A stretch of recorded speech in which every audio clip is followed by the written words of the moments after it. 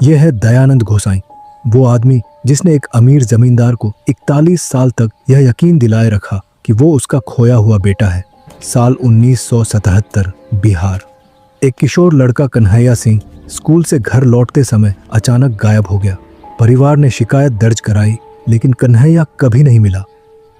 इस सदमे से उसके पिता कामेश्वर सिंह पूरी तरह टूट गए।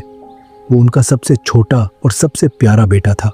धीरे धीरे कामेश्वर सिंह डिप्रेशन में चले गए। 1981 में पास के एक गांव में एक आदमी दिखने लगा। वो गाना गाता था और भीख मांगकर गुजारा करता था। गांव वालों से वो कहता था कि वो किसी बड़े आदमी का खोया हुआ बेटा है। जब ये बातें कामेश्वर सिंह तक पहुंची तो उन्होंने खुद जाकर सच जानने का फैसला किया। उनकी आंखों की रोशनी कमजोर थी, इसलिए कुछ पड़ोसियों को साथ ले गए।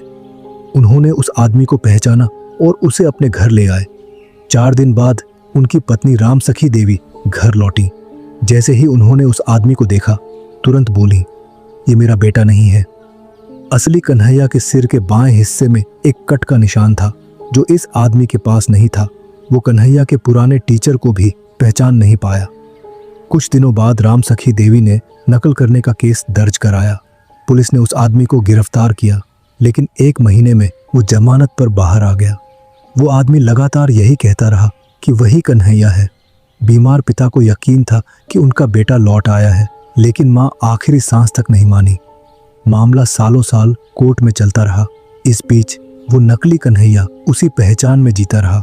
कॉलेज गया, शादी की, बच्चे हुए, टैक्स दिया, आधार कार्ड बनवाया, गन लाइसेंस लिया और यहाँ तक कि 37 एकड़ जमीन भी बेच दी।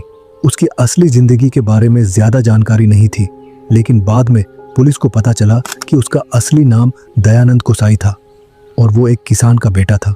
कोर्ट में बचाव पक्ष ने दावा किया कि दयानंद गोसाई मर चुका है और एक डेथ सर्टिफिकेट भी दिखाया, लेकिन कोर्ट ने उसे नकली मानकर खारिज कर दिया। जो बात आखिरकार उसके खिलाफ सबसे बड़ी साबित हुई, वो था उसका डीएनए टेस्ट से इनकार करना। साल 2022 में कोर्ट ने उसे 7 साल की सजा सुनाई, एक आदमी की पहचान चुराने के अपराध में। कोर्ट ने यह भी माना कि इस साजिश में और लोग शामिल हो सकते हैं, जिनका मकसद सिंह परिवार की जमीन हड़पना था। इन दावों की जांच अब भी बाकी है। पिछले साल दयानंद गोसाई को जमानत पर रिहा कर दिया गया।